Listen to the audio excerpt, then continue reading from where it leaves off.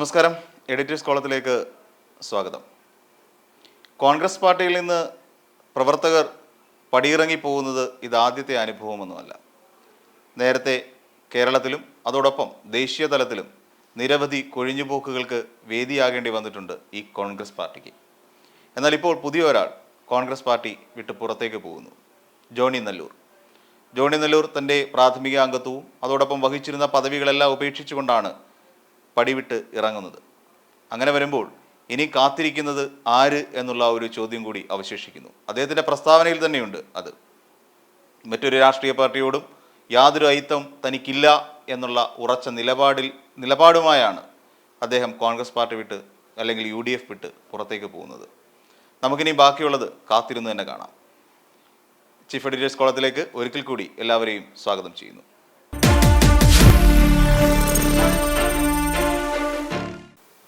Editors കോളത്തിൽ ഇന്ന് നമ്മോടൊപ്പം ഉള്ളത് മുതിർന്ന മാധ്യമപ്രവർത്തകനായ ശ്രീകുമാറാണ്.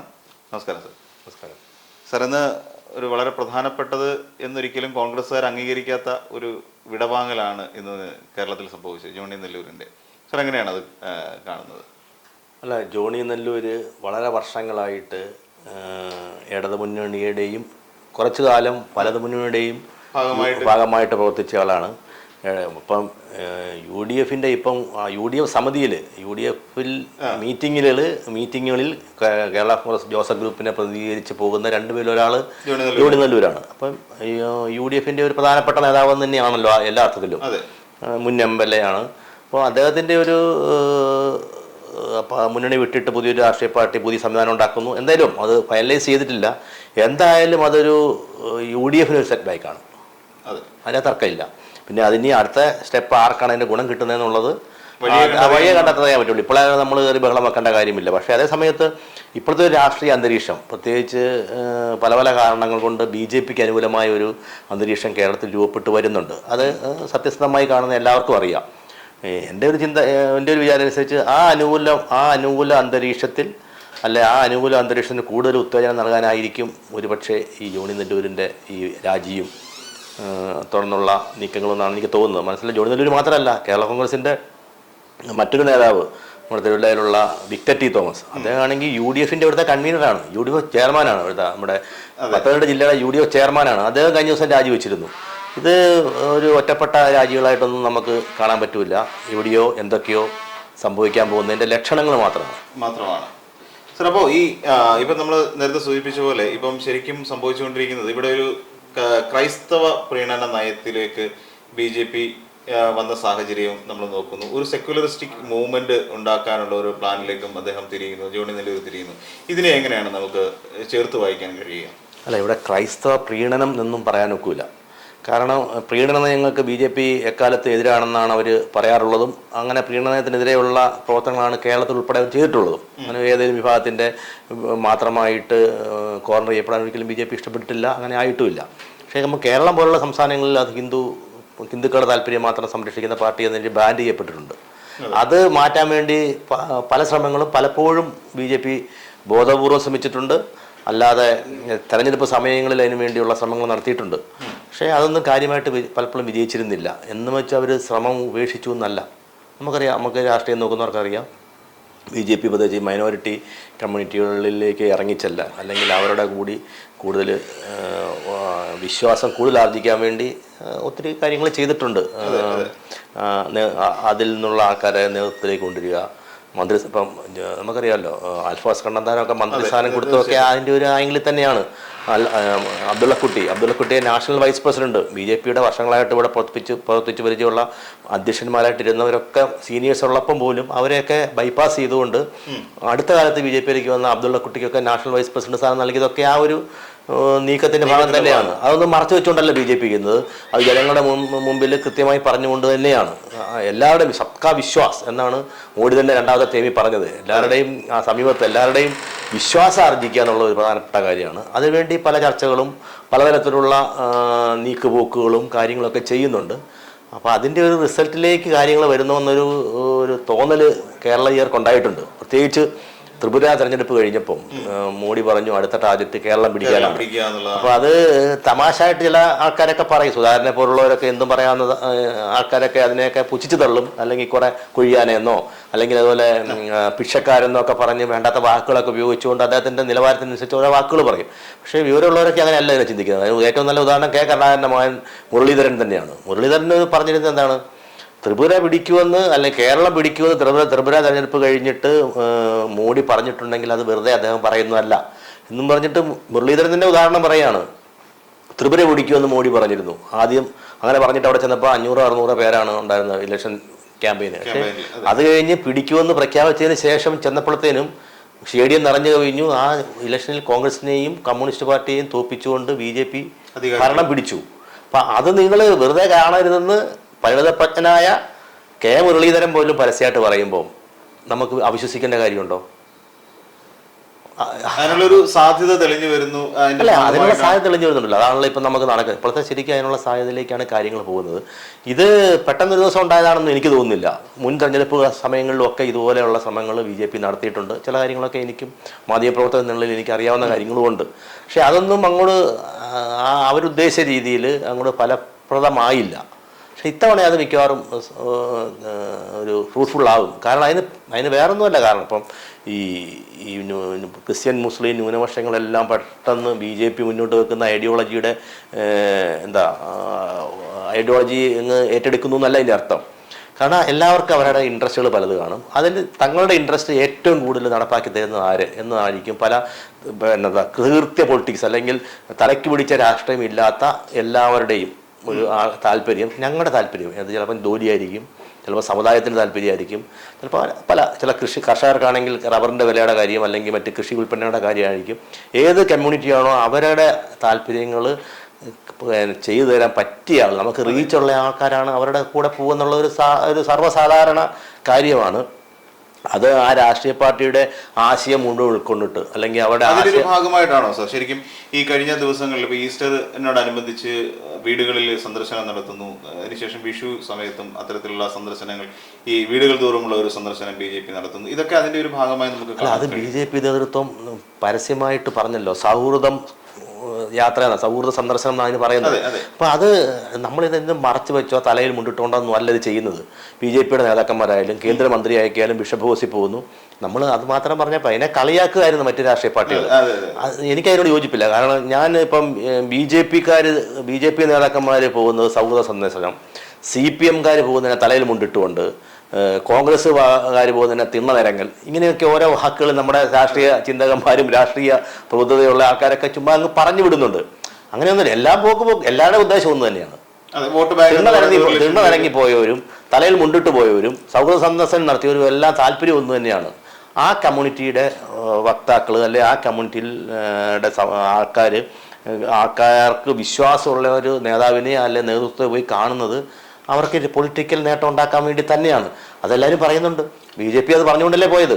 പക്ഷേ ഇതിവിടെ ഒരു രസമെന്ന് വെച്ചാൽ, എനിക്ക് ദുഃഖകരമായ കാര്യം, അത് കഴിഞ്ഞ് ഓട്ടം തന്നെ കോൺഗ്രസ്സുകാരും ഈ BJP പോയതിനെ കളിയാക്കിക്കൊണ്ടായാലും പെട്ടെന്ന് പേടിച്ച് എല്ലാ വിശ്വാസത്തിലും പോകുന്നുണ്ട്. പക്ഷെ മോശപ്പെട്ട ഒരു കാര്യം ഞാൻ ഇപ്പോൾ പറഞ്ഞതുപോലെ സുധാകരൻ്റെ ഭാഗത്തു നിന്നാണ്. സുധാകരൻ പറയുന്നത് ഭിക്ഷക്കാർ വന്ന പോലെയാണ് BJPക്കാർ പോയത്. ഈ ഭിക്ഷ എന്ന് പറഞ്ഞാൽ നിസ്സാര കാര്യമല്ല. ഭിക്ഷക്കാർക്ക് വലിയ പവിത്രത കൊടുക്കുന്ന പാരമ്പര്യം പോകുന്ന രാജ്യമാണ് നമ്മുടെ. ഭിക്ഷക്കാർ വലിയ വലിയ ആൾക്കാർ ഭിക്ഷ തേടി ജീവിച്ചു. വലിയ സന്യാസിമാർ, നമ്മുടെ ഈശ്വരന്മാർ പോലും ഭിക്ഷാടനം തേടിയിട്ട് ചരിത്രമുള്ള ഒരു രാജ്യത്ത് ഭിക്ഷ തേടുക എന്നുള്ളത് വലിയ മോശം കാര്യമല്ല. അദ്ദേഹത്തിന് ഭിക്ഷയുടെ അർത്ഥം അറിയില്ല. ഭിക്ഷാടനം എന്ന് പറഞ്ഞത് വലിയ കാര്യമാണ്. അത് ഈ സുധാകരനെ പോലുള്ള ആൾക്കാർക്ക് അറിഞ്ഞുകൂടാ. അദ്ദേഹം അത് പുച്ഛിക്കുകയാണ്. അദ്ദേഹം അത് BJPക്കാരെ പുച്ഛിക്കണോ കൂടെ സ്വന്തം ആളെ പോലും മോശക്കാരനാക്കിയാൽ നമ്മുടെ ഇതുണ്ടല്ലോ KC ജോസഫ്, അദ്ദേഹമാണ് BJPക്കാരത്തെ ബിഷപ്പ് ഹൗസിൽ, അദ്ദേഹത്തിന് പൊളിറ്റിക്സ് അറിയാം. അദ്ദേഹം ഈ പൊളിറ്റിക്സിലുള്ള ക്രിസ്ത്യാനിയാണ്, ഇവരുടെ പൊളിറ്റിക്സ് അറിയാം. അതുകൊണ്ട് പറഞ്ഞു ഇങ്ങനെ പോയാൽ പിടിവിട്ടു പോകും, പെട്ടെന്ന് എന്തെങ്കിലും ചെയ്യാൻ പറഞ്ഞിട്ട് അങ്ങനെ പറഞ്ഞതിൻ്റെ ഭാഗമായിട്ടാണ് അദ്ദേഹം പോയത്, ഈ സുധാകരൻ പോയത്. പക്ഷേ പോയി കഴിഞ്ഞിട്ട് അദ്ദേഹത്തെ കളിയാക്കുക. ഇങ്ങനെയുള്ള കോൺഗ്രസ്സുകാർ ഉള്ളത് BJPക്ക് നല്ലതാണ്. കാരണം ആൾക്കാർക്ക് ആ ഒരു കോൺഗ്രസിന്റെ തകർച്ചയാണ് BJP കേരളത്തിൽ ലക്ഷ്യം വെക്കുന്നത് അല്ലെങ്കിൽ അങ്ങനെ ഒരു സാഹചര്യം ബി ജെ പിക്ക് വളരാനുള്ള ഒരു സാഹചര്യം കോൺഗ്രസിന്റെ തകർച്ചയിലൂടെ ഉണ്ടാകും എന്നുള്ളതാണ്? അല്ല, കേരളത്തിൽ ബി ജെ പിക്ക് ശരിക്കും വടക്കേ ഇന്ത്യൻ സംസ്ഥാനങ്ങളിലെ പോലെ അബ്സലൂട്ട് മജോറിറ്റിയിലൂടെ സ്ഥിരം ഭരണം കിട്ടണമെങ്കിൽ കോൺഗ്രസിൻ്റെ മാത്രം തകർച്ച പോരാ, അതിന് കമ്മ്യൂണിസ്റ്റുകളുടെ തകർച്ചയും വേണം. കാരണം നമുക്കറിയാം നമ്മൾ എന്താണ് ഈ നുണ പറഞ്ഞ് കള്ളം പറയുന്നത്, നമ്മൾ വലിയ മതേതരവാദികളെന്നൊക്കെ പറഞ്ഞ് ഇങ്ങനെ ബലം പിടിക്കുന്നതല്ലേ. നമുക്കിവിടെ കമ്മ്യൂണൽ ഒരു പോളറൈസേഷൻ ഉണ്ട്. പ്രത്യേകിച്ച് ഹിന്ദു രാഷ്ട്രീയ പാർട്ടി എന്നതിൽ ഇപ്പം കരുതുന്ന ആരെയാ? CPM-നെയാണ്, അല്ലെ ഇടതുപക്ഷ പാർട്ടികളാണ്. ഹിന്ദുക്കളുടെ ഏറ്റവും കൂടുതൽ വോട്ട് കിട്ടുന്ന ഹിന്ദു, പ്രത്യേകിച്ച് ഈഴവ കമ്മ്യൂണിറ്റിയുടെ ഒക്കെ ഏറ്റവും കൂടുതൽ വോട്ട്, ഈഴവ കമ്മ്യൂണിറ്റിയിൽ നല്ലൊരു ശതമാനം വോട്ട് കിട്ടുന്ന ഇടതുപക്ഷ പ്രസ്ഥാനങ്ങൾക്കാണ്. ആ വോട്ടിന് നല്ല പക്ഷം ഇങ്ങോട്ട് തിരിച്ചു കിട്ടിയാൽ മാത്രമേ BJPക്ക് ഇവിടെ എന്തെങ്കിലും ചെയ്യാൻ പറ്റുള്ളൂ. ആ ഒരു ലക്ഷ്യം വെച്ചുകൊണ്ടാണ് നമുക്കറിയാം BDJS എന്നുള്ള ഫോർമേഷനൊക്കെ ഉണ്ടായി. SNDPയുടെ ഫുൾ പിന്തുണയോടുകൂടി ഒരു ലക്ഷ്യം മത്സരിച്ചു. അതൊക്കെ ആ കമ്മ്യൂണിറ്റിയെ വേണമെങ്കിൽ ഒരു എത്തിക്കാൻ പറ്റും, എത്തിക്കാം, എപ്പം വേണമെങ്കിലും എത്തിക്കാം, അല്ലെ എത്തിക്കണം, അല്ലെ എത്തണം, അങ്ങനെയൊക്കെ പല പല ആഗ്രഹങ്ങളുടെയും പല പല തീരുമാനങ്ങളുടെയും ഭാഗമായിട്ട് നമ്മളറിയാതെ എത്തിയല്ലോ. അതിൻ്റെ റിസൾട്ട് ചെറുതായിരുന്നില്ല, BJPയുടെ വോട്ടിംഗ് പെർസെൻറ്റേജ് കൂടി. പക്ഷേ നമ്മുടെ ഇപ്പോഴത്തെ സംവിധാനം അവർ മാത്രം പോരാ, ഇടതുപക്ഷത്തിൻ്റെ കൂടെ നിൽക്കുന്ന ഒരു ഹിന്ദു വിഭാഗം പോരാ, അപ്പുറയുള്ള വിഭാഗങ്ങളും എല്ലാവരും വന്നാലേ BJPക്ക് അത് സ്ട്രോങ് ആയിട്ട് നിൽക്കുകയും അത് വെറുതെ ഏതെങ്കിലും ഒരു തെരഞ്ഞെടുപ്പിൽ മാത്രം പോരാ, അത് സ്ഥിരമായിട്ട് നിൽക്കണം. അവർക്ക് ആ നിൽക്കുന്നവർക്ക് അവരുടെ താല്പര്യങ്ങൾ സംരക്ഷിക്കപ്പെടണം, അല്ലാതെ വെറുതെ ആരും വോട്ട് ചെയ്തില്ല. ഇവിടെ എല്ലാവരും BJPക്കാരങ്ങനല്ലല്ലോ ഇവിടെ ഉദ്ദേശിക്കുന്നത്, എല്ലാവരും BJP. പക്ഷേ രാഷ്ട്രീയ പാർട്ടി എന്ന നിലയിൽ BJPക്ക് നേട്ടം ഇവർ വേറെ രാഷ്ട്രീയ പാർട്ടി ഒന്നും ഉണ്ടാകാതെ ഈ പറഞ്ഞ അസംതൃപ്തരും മറ്റ് രാഷ്ട്രീയ പാർട്ടിയുള്ളവരൊക്കെ BJPക്ക് തന്നെ ചേരുക എന്നുള്ളതാണ്. നല്ല രാഷ്ട്രീയ പാർട്ടി എന്ന നിലയിൽ BJPക്ക് നല്ല ഒരു പൊളിറ്റിക്കൽ പാർട്ടിയുടെ ഇതുള്ളൂ. ഇപ്പം BDJS എന്ന് പറഞ്ഞ പ്രസ്ഥാനം ഉണ്ടാക്കിക്കൊണ്ട് വേറൊരു രാഷ്ട്രീയ പാർട്ടി ഉണ്ടായാൽ BJPക്ക് സഖ്യകക്ഷി കിട്ടിയെന്നല്ലാതെ BJP എന്ന രാഷ്ട്രീയ പാർട്ടി വളർച്ചയിലേക്ക് എത്തുന്നില്ല. അതുപോലെയാണ് ഇപ്പോൾ ജോണി നെല്ലൂരൊക്കെ രാഷ്ട്രീയ പാർട്ടി ഉണ്ടാക്കുന്നതിനേക്കാളും ഇച്ചിരി നല്ലത് ക്രിസ്ത്യൻ സമുദായത്തിലുള്ളവരൊക്കെ BJPയിലേക്ക് അംഗങ്ങളാകുക എന്നുള്ളതായിരിക്കും. BJP ഒരു രാഷ്ട്രീയ പാർട്ടി എന്ന നിലയിൽ ചിന്തിക്കുമ്പം നമ്മൾ ഗുണപ്രദമാർക്കും. പക്ഷേ അങ്ങനെയല്ലല്ലോ. അപ്പം അങ്ങനെയല്ലാതെ രാഷ്ട്രീയത്തിൽ രാഷ്ട്രീയ പാർട്ടിയുടെ മെമ്പർഷിപ്പ് മാത്രം വെച്ചല്ല പല കാര്യങ്ങളും നടക്കാറുള്ളത്.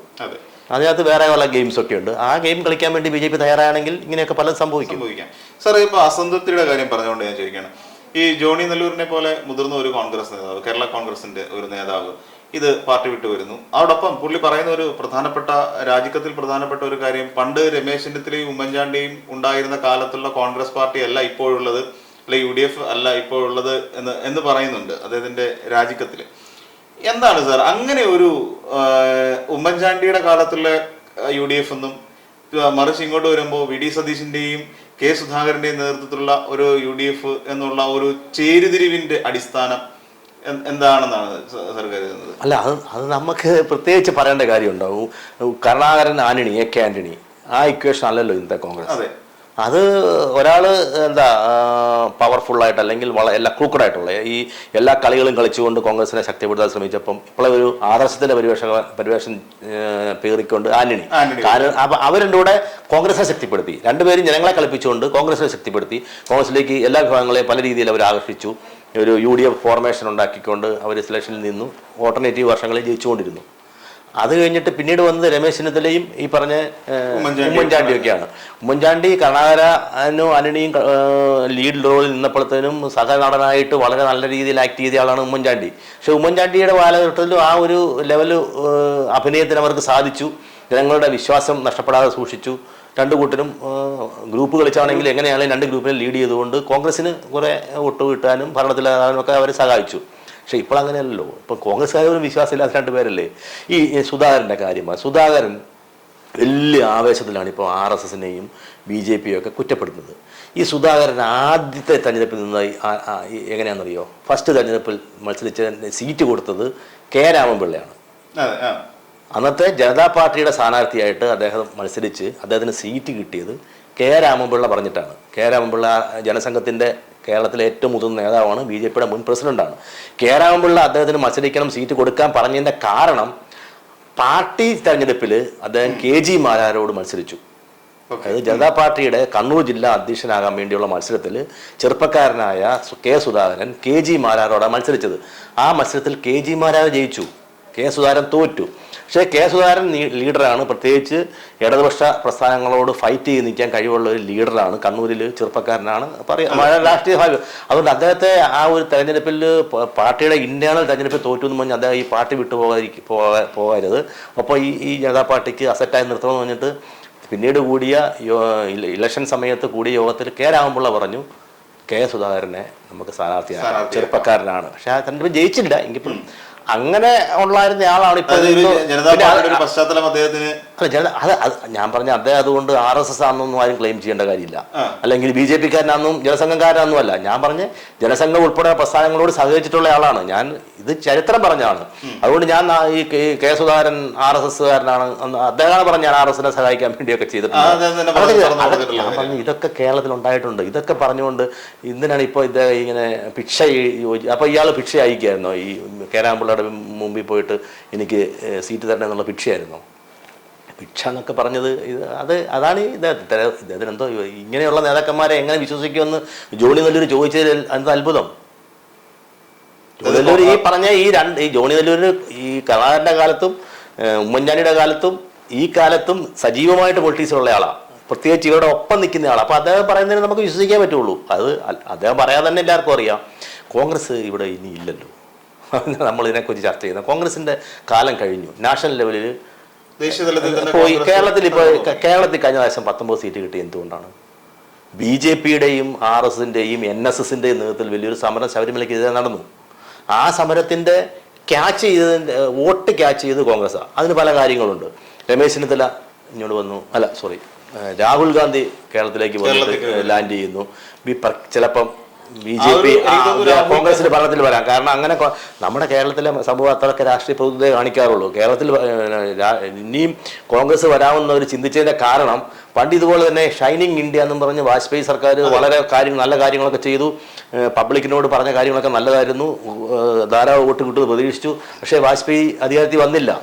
അതുപോലെ മോഡിയും വളരെ നല്ല കാര്യങ്ങളൊക്കെ ചെയ്തിട്ടുണ്ട്, ഒത്തിരി വികസന പദ്ധതികൾ ചെയ്തിട്ടുണ്ട്. അതുകൊണ്ട് മാത്രം അധികാരത്തിൽ തുടരണമെന്നില്ല എന്നൊരു ചിന്ത കേരളത്തിലെ ഈ പ്രബുദ്ധരെന്ന് പറയുന്ന വോട്ടർമാർക്ക് തോന്നുകയും രാഹുൽ ഗാന്ധിയുടെ ലോഞ്ചിങ് അതുണ്ടാക്കിയ ഒരു ഇമ്പാക്റ്റ് എല്ലാ സീറ്റും നേടുമെന്ന് നോക്കുമ്പോഴത്തേനും ആ കോൺഗ്രസ് അനുകൂലമായിട്ടൊരു വേവ് ഉണ്ടായി. അതുകൊണ്ട് ഈ BJP-ക്ക് ശരിക്കും കിട്ടേണ്ടിയിരുന്ന ശബരിമല സമരത്തിൻ്റെ ഭാഗമായിട്ട് BJP ഉണ്ടാക്കിയിരുന്ന ഒരു മൊമെൻ്റ് ഉണ്ട്. അതിൻ്റെ പൊളിറ്റിക്കൽ നേട്ടം ഉണ്ടാക്കാൻ അന്ന് UDF-നാണ് സാധിച്ചത്. അതുകൊണ്ട് മാത്രമാണ് ഇവിടെ അങ്ങനെ അവർക്ക് സീറ്റ് കിട്ടിയത്. അത് കഴിഞ്ഞ് അന്ന് തെരഞ്ഞെടുപ്പിൽ തകർന്നു പോയി. അപ്പം നമ്മൾ ഇതെല്ലാം കണ്ടുകൊണ്ടാണ് കോൺഗ്രസിനെ കുറിച്ചും അതുപോലെ ഇപ്പോഴത്തെ അതിൻ്റെ നേതാക്കന്മാരെ കുറിച്ചും ഒക്കെ ജോണി നെല്ലൂർ അഭിപ്രായം പറഞ്ഞിരിക്കുന്നത്. ജോണി നെല്ലൂരിന്റെ ബാക്കിയുള്ള വിശേഷങ്ങളിലേക്ക് വരാം ഒരു ഇടവേളയ്ക്ക് ശേഷം.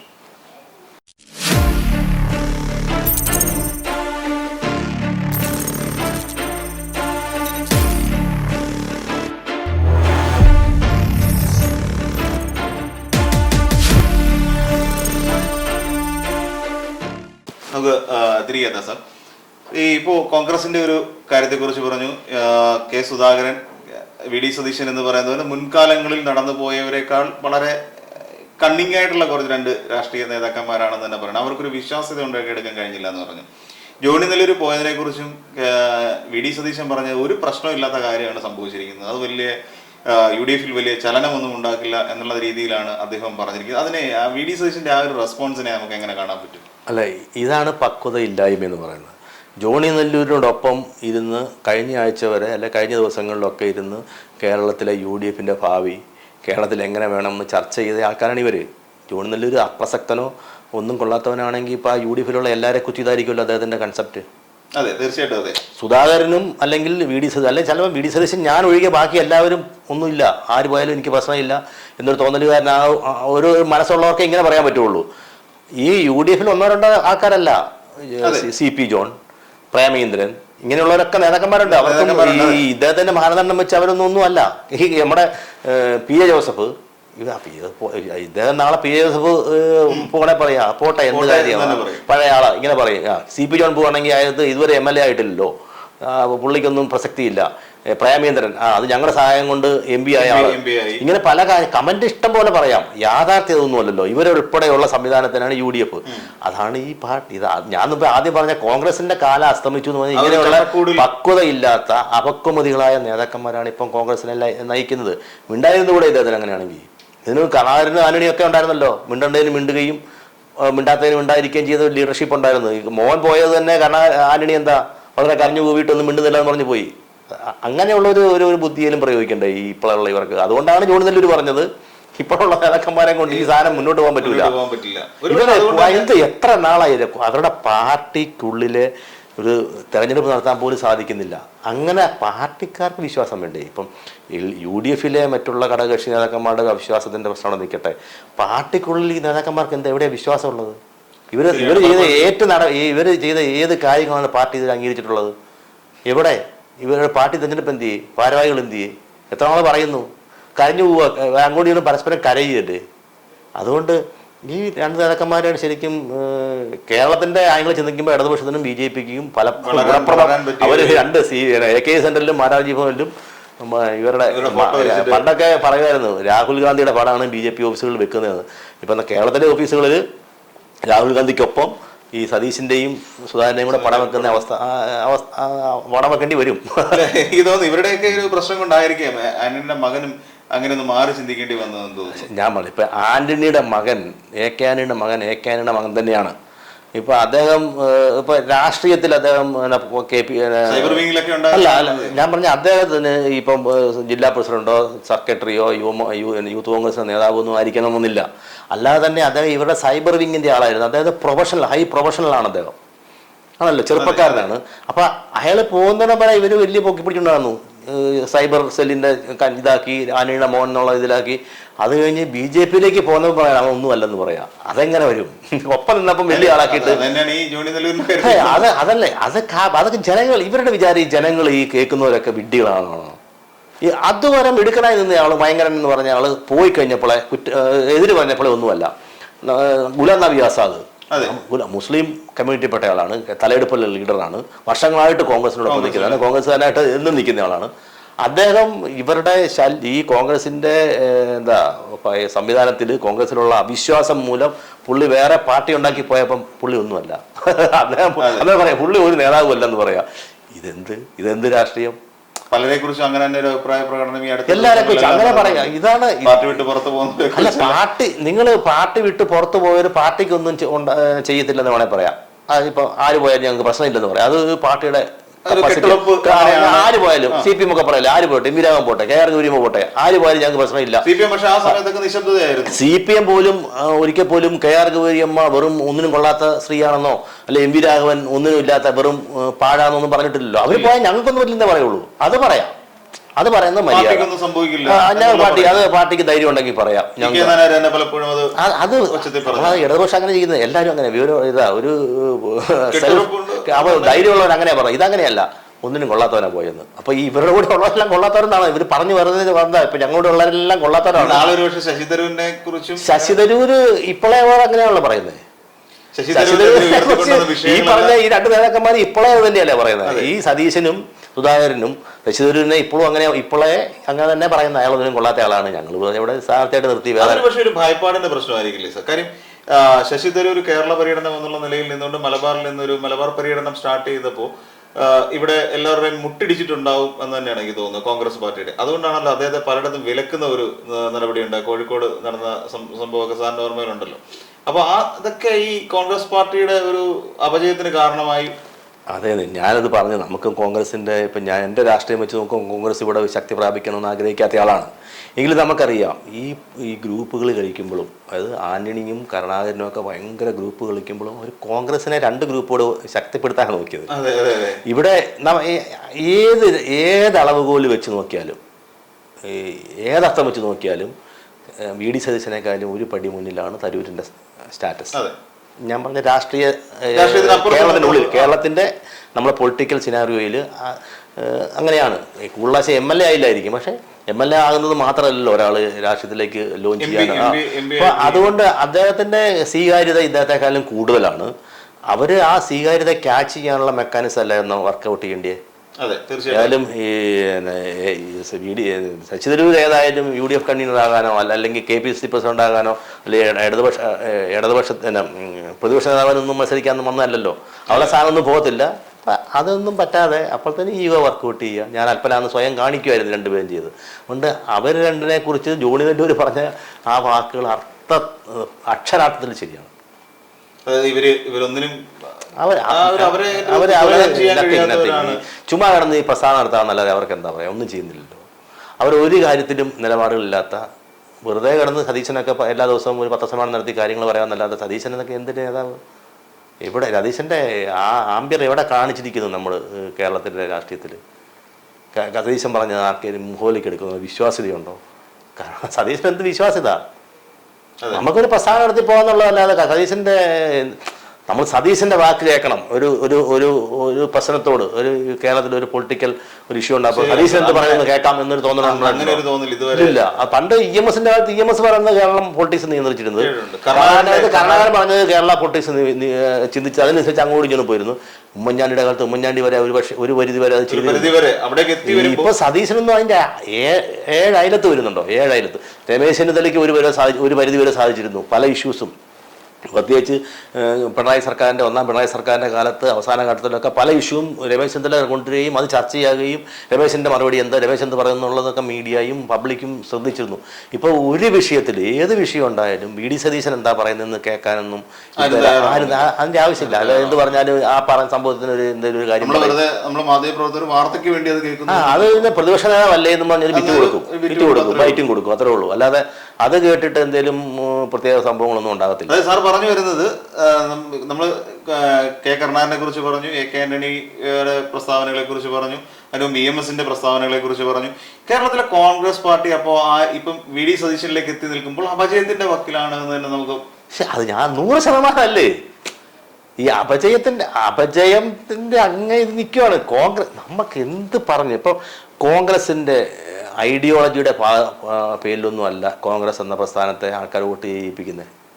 സ്വാതന്ത്ര്യ സമരത്തിൻ്റെ ഒരു കാര്യം പറഞ്ഞ്, പിന്നെ ഇന്ത്യയിലെ എല്ലാ സംസ്ഥാനങ്ങളിലും ഒരു സംവിധാനമാണ് അത്. ഇന്ത്യയിൽ ഒരു ശിഥിലമാകാത്ത ഒരു പല കാര്യങ്ങൾ പറഞ്ഞ്, പിന്നെ ഇന്ത്യയിലെ ഭരണം ശിഥിലമായി പോകരുത്, നല്ലൊരു ഭരണം വേണമെന്ന് ആഗ്രഹിക്കുന്ന നിഷ്കളങ്കരായ രാഷ്ട്രീയമൊന്നും ഇല്ലാത്ത ആൾക്കാർ, ഇങ്ങനെ പല ജാതി, മതം, പിന്നെ ആ പറഞ്ഞ പോലെ ഒരു നെഹ്റുവിൻ്റെയും ഗാന്ധിജിയുടെയും ഒക്കെ പേര് പറഞ്ഞുകൊണ്ടുള്ള ഒരു പാരമ്പര്യ അവകാശം, ഇങ്ങനെ പിന്നെ പ്രാദേശികമായ ഇതുപോലെ കരുണാകരൻ, ആന്റണി, ഗുലാം നബി ആസാദ്, അങ്ങനെയുള്ള പല നേതാക്കന്മാരുടെയും പല രീതിയിലുള്ള പ്രഭാവം, ഇതൊക്കെ വെച്ചിട്ടാണ് ഇത്ര നാളും കോൺഗ്രസ് ദേശീയ രാഷ്ട്രീയത്തിൽ പയറ്റിയിരുന്നതും ഭരണത്തിൽ തുടർച്ചയായിട്ടിരുന്നതും.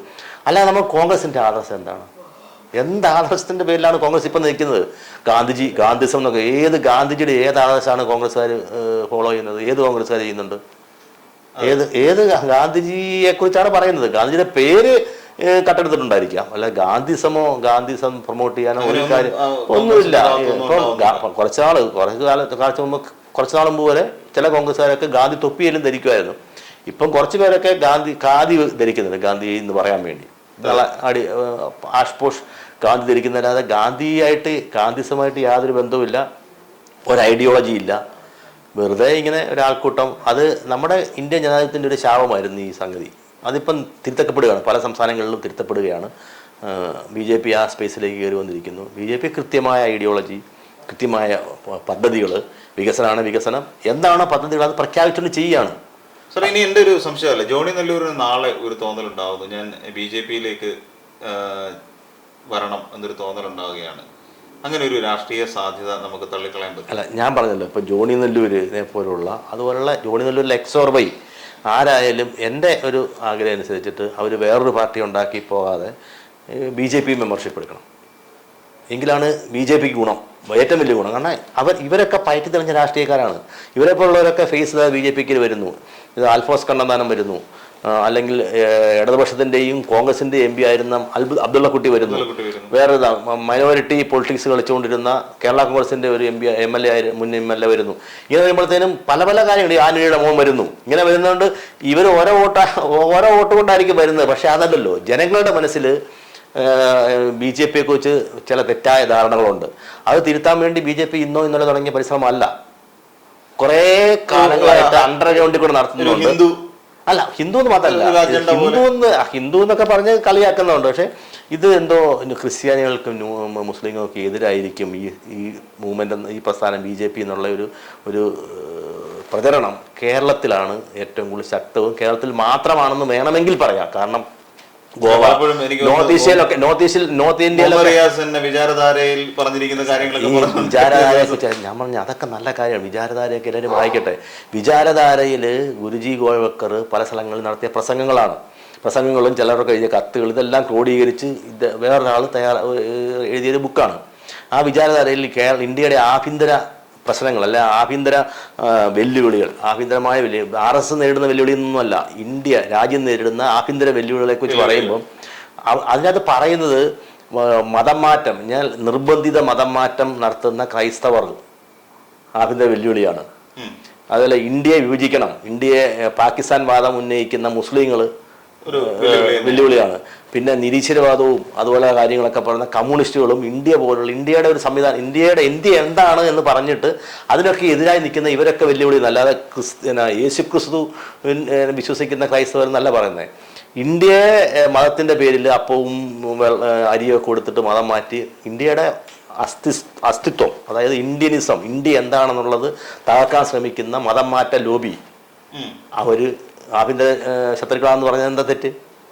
മതം മാറ്റത്തിലൂടെ ഇന്ത്യ എന്ന് പറഞ്ഞാൽ അതാണ് പലപ്പോഴും ഈ കഴിഞ്ഞ ദിവസങ്ങളിലൊക്കെ ഉയർന്നു കേട്ടുകൊണ്ടിരുന്ന ഒരു വാദം അത് അന്ന് പറഞ്ഞാൽ ഇന്നും റെലവന്റ് അല്ലേ? ഇന്നും നിർബന്ധിത മതപരിവർത്തനത്തിനെതിരെയാണ് RSSും BJPയും പറയുന്നത്. നിങ്ങൾക്ക് ഗാന്ധിജി പറഞ്ഞിട്ടില്ലേ നിങ്ങൾക്ക് മതം മാറ്റണേ, എന്നെ മാറ്റ്, പാവപ്പെട്ട ആൾക്കാരെ എല്ലാം മാറ്റണമെന്ന് ഗാന്ധിജി പറഞ്ഞിട്ടില്ലേ?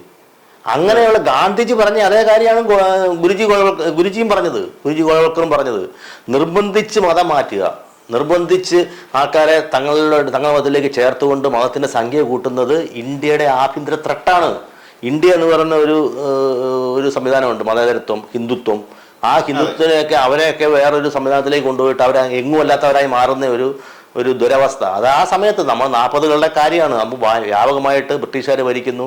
അപ്പം മതം മാറ്റത്തിന് അവരുടെ മിഷണറി ഉപയോഗിച്ചുള്ള മതം മാറ്റം എല്ലായിടത്തും നടക്കുന്നു. അപ്പം പറഞ്ഞതിൽ എന്താ തെറ്റ്? അത് തന്നെയല്ലേ ഗാന്ധിജി പറഞ്ഞിട്ടുള്ളത്. ഗാന്ധിജി ഗാന്ധിജിയെ മതം മാറ്റാൻ ചെന്നവരോട് പറഞ്ഞത് എന്തായാലും എന്നെ മാറ്റാനാ പറഞ്ഞത്. ഏത് ശ്രീനാരായണഗുരുവിൻ്റെ അടുത്ത് ചെന്നല്ലോ. ശ്രീനാരായണഗുരു പറഞ്ഞ എന്താണ്? മതം ഏതായാലും മനുഷ്യ നന്നാമതി. അപ്പൊ ഞാൻ പറഞ്ഞു ഇങ്ങനെ മതം മാറ്റ ലോബികൾക്കെതിരെ വിവരമുള്ളവരെല്ലാം ഇങ്ങനെ പറഞ്ഞിട്ടുള്ളൂ. ചട്ടമ്പിസ്വാമി എന്താ ചെയ്തേ? ക്രിസ്തുമത ഛേദനം എഴുതി. ക്രിസ്തുമതത്തിന്റെ എന്താണ് ഇതിന്റെ പ്രശ്നങ്ങൾ, ഈ പറയുന്ന മതമാറ്റ ലോബി, മതം മാറിയാൽ എന്ത്, ആ മതം മാറുന്ന മതത്തിന് വലിയ അത്രയ്ക്ക് ഈ പറയുന്നത്ര ഹിന്ദുമതമായിട്ട് കമ്പയർ ചെയ്യുമ്പോൾ അത്രയ്ക്ക് വലിയ മേന്മയൊന്നും പറയാനില്ല എന്ന് പറഞ്ഞ് ഈ ക്രിസ്തുമതത്തിലെ തെറ്റുകളെല്ലാം ചൂണ്ടിക്കാണിച്ചുള്ള പുസ്തകം എഴുതി പ്രസംഗിച്ച് നടന്നു. ഞാൻ പറഞ്ഞ അതൊന്നും ഒരു അന്നത്തെ അതുകൊണ്ട് ചട്ടമ്പിസ്വാമി വർഗീയവാദി എന്ന് ഇവിടെ ആരെങ്കിലും പറയൂ? ഗാന്ധിജിയെ ഹിന്ദു വർഗീയവാദി എന്ന് പറയോ? ശ്രീനാരായണഗുരു മതേതരവാദി അല്ലായിരുന്നു എന്ന് പറയാൻ പറ്റുമോ? ഞാൻ പറഞ്ഞ അതാണ് സത്യം. നമ്മൾ അതൊക്കെ മനസ്സിലാക്കാതെ അതാണ് BJP നേതാക്കന്മാരൊക്കെ പറഞ്ഞത്. നിങ്ങളിതൊക്കെ പൊക്കി പിടിച്ചുകൊണ്ട് നടന്നു, ആൾക്കാർ വായിക്കട്ടെ, വായിക്കുമ്പോൾ മനസ്സിലാവും. മതം മാറ്റത്തിനെതിരെ ഒരു RSന്റെ നിലപാട് അന്നും ഇന്നും ഒന്നു തന്നെയാണ്. അതുകൊണ്ട് വിചാരധാര തള്ളിപ്പറയേണ്ട ആവശ്യം RSനില്ല. RSന്റെ മൂലഗ്രന്ഥമോ അല്ലെങ്കിൽ RSന്റെ എന്താ ഇതൊന്നും അല്ല, RSന്റെ ഐഡിയോളജിക്കൽ ഗ്രന്ഥമൊന്നും അല്ല വിചാരധാര. എങ്കിൽ പോലും അതിൽ പറഞ്ഞ ഒരു കാര്യവും മാറ്റി പറയേണ്ട കാര്യം RSനോ RS ഐഡിയോളജിയിൽ വിശ്വസിച്ച് മുന്നോട്ട് പോകുന്ന പ്രസ്ഥാനങ്ങൾക്കോ ഇല്ല. പക്ഷെ ഒരു പുതിയ ഒരു പൊളിറ്റിക്കൽ സിനാരിയോ വരുമ്പോൾ നമുക്ക് ഇവരെല്ലാം ഒരുമിച്ച് നിർത്തേണ്ട ഒരു ആവശ്യകത BJPക്ക് ഉണ്ട് എന്നുള്ള ഒരു അല്ല, അത് പൊളിറ്റിക്കൽ സിനാരിയോ. ഇന്ത്യയുടെ ഒരു രീതി എന്താ? ഇപ്പൊ RSSന്റെ തലവൻ ഈ അടുത്ത കാലത്ത് നമുക്കറിയാം, എല്ലാത്തിനും പറഞ്ഞ ഇന്ത്യ എന്ന് പറഞ്ഞാൽ എല്ലാ ഇന്ത്യക്കാരും ഹിന്ദുക്കളാണ്. ബൈബിളിൽ ക്രിസ്തുവിൽ വിശ്വസിക്കുന്നയാളും ഖുറാനിൽ വിശ്വസിക്കുന്ന ആൾക്ക് എല്ലാവരും അവരെല്ലാം ഹിന്ദുക്കളാണ്. ഇവരെല്ലാം ചെയ്ത് അമ്പലത്തിൽ പോകാത്തവര്, ക്ഷേത്രത്തിൽ പോകുന്നവരും പോകാത്തവരും അവരെല്ലാം ചേരുന്നതാണ്. അവരെല്ലാം ഹിന്ദുക്കളാണ്. അവരാണ് ഇന്ത്യക്കാരെന്ന് പറഞ്ഞാൽ ഹിന്ദുക്കൾ. നമുക്കറിയാം, നമ്മളെല്ലാവരും ഇപ്പോൾ കേരളത്തിലെ ആൾക്കാരെല്ലാം കുട്ടിഘോഷിക്കുന്ന ഒരു BJPയുടെ നേതാവാണ് നിതിൻ ഗഡ്കരി. നിരീശ്വരവാദിയാണ്. അമ്പലത്തിൽ ക്ഷേത്രത്തിൽ പോകാറില്ലല്ലോ.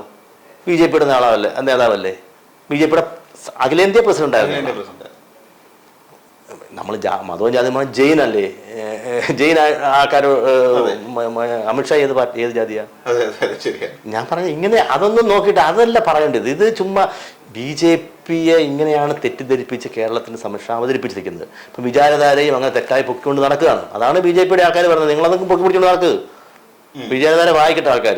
മതം മാറ്റത്തിനെതിരെയുള്ള ഒരു പ്രസ്താവനയുടെ ഭാഗമായിട്ട് മതം മാറ്റി നിർബന്ധിതമായിട്ട് ജനങ്ങളെ മതം മാറ്റുന്ന ക്രൈസ്തവർ ഇന്ത്യയുടെ ആഭ്യന്തര ശത്രുക്കൾ തന്നെ അല്ലെന്ന് ഇപ്പോഴത്തെ ആൾക്കാർക്ക് പറയാൻ പറ്റുമോ? ഇപ്പോഴും തന്നെയല്ലേ മതം ഗാന്ധിജി പറഞ്ഞു, ശ്രീരാമ ഗുരുദേവൻ പറഞ്ഞു, ചട്ടമ്പിസ്വാമിനെതിരെ പ്രചരണം നടത്തി. അപ്പോൾ ഇവരെയൊക്കെ വർഗീയവാദിയാണെങ്കിൽ ഗുരുജി കൊഴുക്കലെ നമുക്ക് വർഗീയവാദി എന്നും പറയാം. അത് പുസ്തകം അച്ചടിച്ച് വായിക്കുന്ന RSകാരെ നമുക്ക് വർഗീയവാദി എന്ന് പറയാം. ഇത്രയൊക്കെയുള്ള വർഗീയവാദത്തിൻ്റെ ഡെഫിനിഷൻ കേരളത്തിൽ. അപ്പോൾ എന്തുതന്നെയായിരുന്നാലും നമ്മുടെ അദ്ദേഹത്തിൻ്റെ നെല്ലൂര് എന്തായിരുന്നാലും അവിടേക്ക് കയറുമോ ഇല്ലയോ എന്നുള്ളത് വരും ദിവസങ്ങളിൽ നമുക്ക് കണ്ടറിയേണ്ട ഒരു കാര്യം തന്നെയാണ്. എഡിറ്റേഴ്സ് കോളം ഇവിടെ പൂർണ്ണമാകുന്നു. നമ്മോടൊപ്പം ഉണ്ടായിരുന്നത് മുതിർന്ന മാധ്യമപ്രവർത്തകൻ P. ശ്രീകുമാറാണ്. വളരെയധികം നന്ദി സാർ.